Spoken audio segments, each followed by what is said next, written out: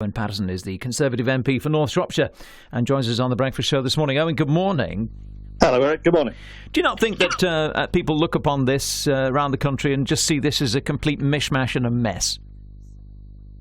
Yes, I think people are getting exasperated. You go right back. We got the largest vote in British history for any one issue, the largest majority in British history for any one issue in the referendum.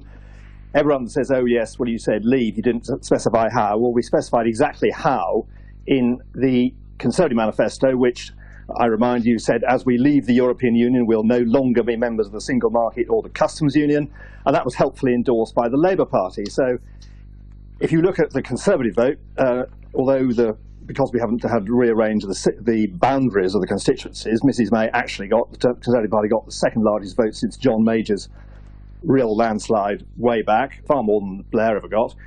And if you look at the votes, 85% of the votes cast were for the parties which said they would support the referendum result, leaving the single market customs union and the remit of the European Court of Justice.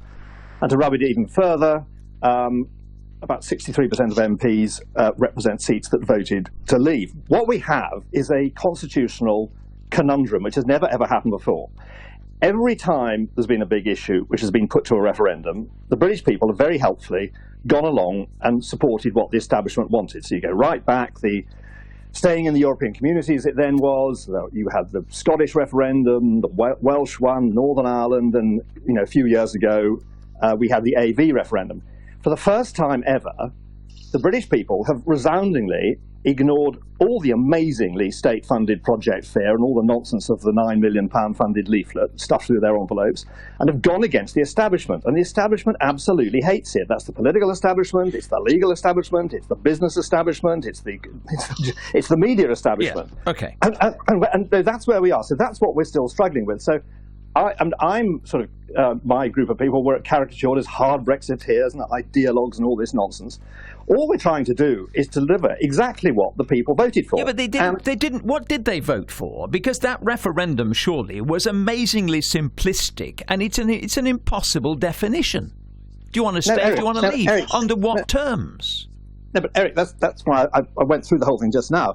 We defined what we meant by leaving very clearly in our manifestos. Both the Labour Party and the Conservative Party said we will leave the single market, the customs union, and the European Court of Justice. And so, last night's vote, yet again on the customs union, we've already voted to leave the customs union several times.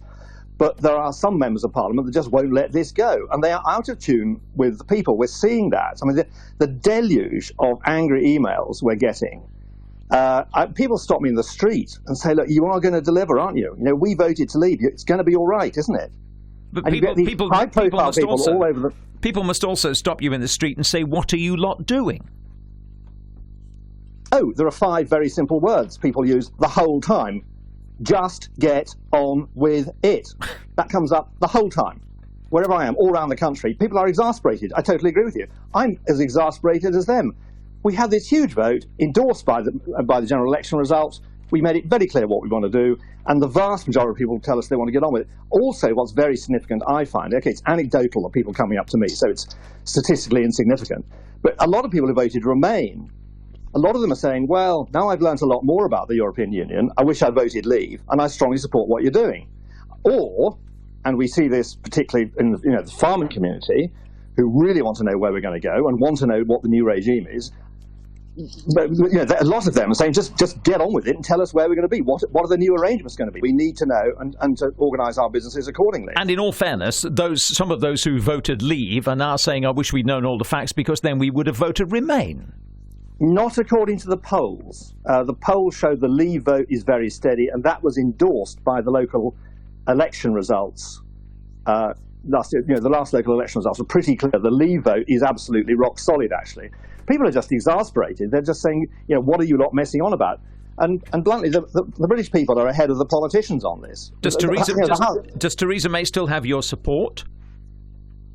Yes, absolutely, because it's under her leadership that we got the Article 50 letter sent. It's under her that we got the Withdrawal Act through. Don't underestimate the Withdrawal Act. I mean, as we talked this morning, the European Communities Act will be repealed, and all the law that goes with it goes into British law on exit day. Now, that was a massive achievement, that.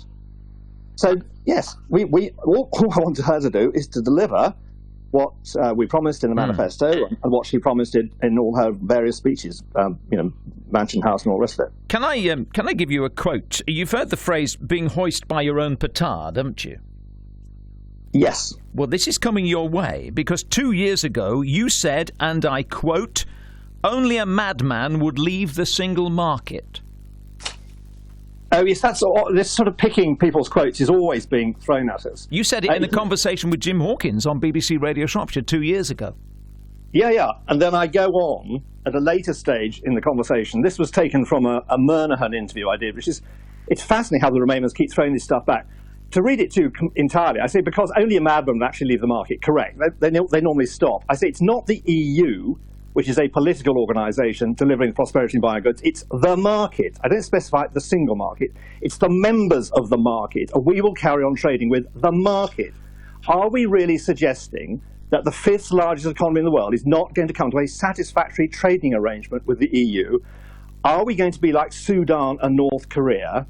I mean, it's ludicrous, this idea that we are going to leap off a cliff into a dark space. We will carry on trading. Now, no one ever quotes that bit. The Remainers love playing this clip of me.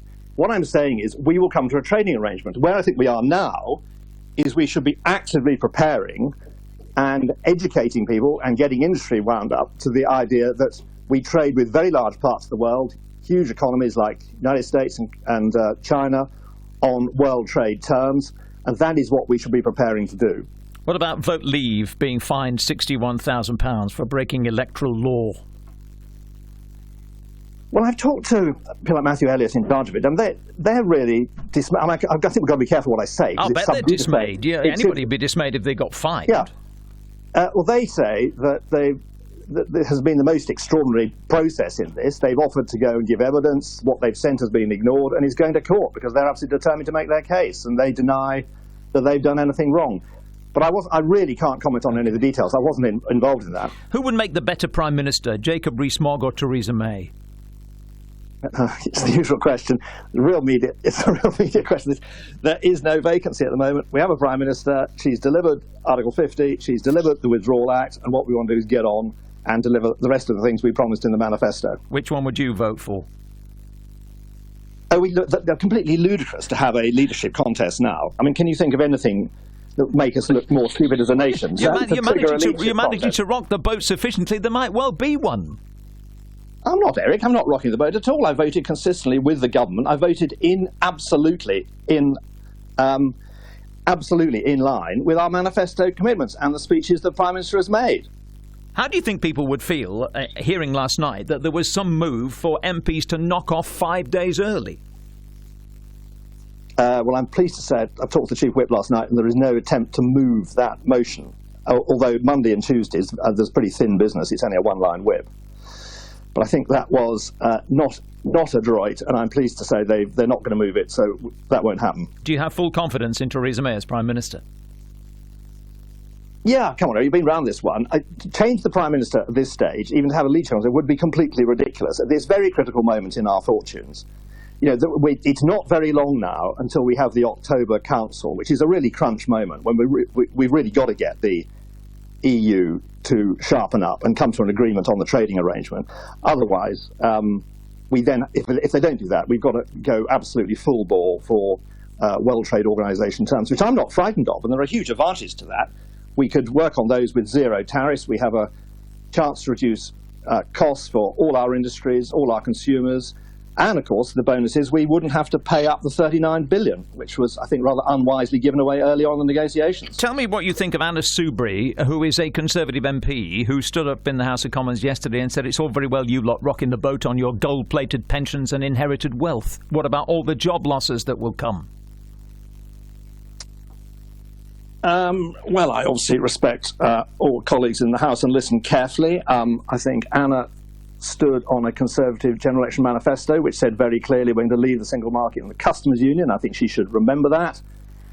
I was there in the House. I thought it was slightly bizarre, this comment about gold-plated. I'm not quite sure who she is referring to. You know who she was referring to. She pointed across the chamber. She was referring specifically in that point to Jacob Rees-Mogg. Well, fine. I don't do all this ad hominem stuff. I wholly refute her idea that we're going to have job losses. You talk to senior economists, who I had a meeting last night with some of them. They are really positive about the future of this country. Once we leave the European Union, we can have zero tariff arrangements around the world.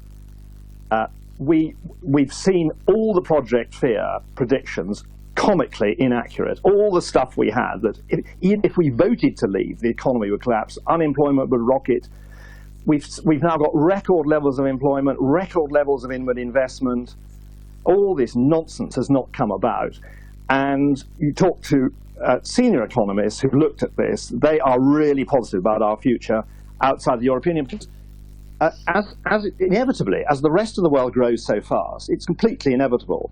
This extraordinary growth we've had the last 30 years or 40 years in China, etc., our share of trade with the EU is declining. It was over 60%, it's now about 40%, and it's heading down to 35%. And we have these endless producers on the media, and this is ultimately another sort of broad theme behind all this. It's a battle between the consumers who voted to leave and the producers who are the establishment fighting this amazing rearguard action. The producers who sell to Europe, they only represent 12% of the economy. Now, they're very important. We know them. Some of them are major, major employers around us. Indeed. But the future is for the 100% of the economy, which would benefit. Okay. If we have access to the whole world, we have access to the whole world's raw materials at zero tariffs, which are cheaper, and skills from all around the world, not just skilled people from the European Union. So economists I talk to are incredibly gung-ho about our future prospects. Right. Thank you very much. We'll leave it there. Thank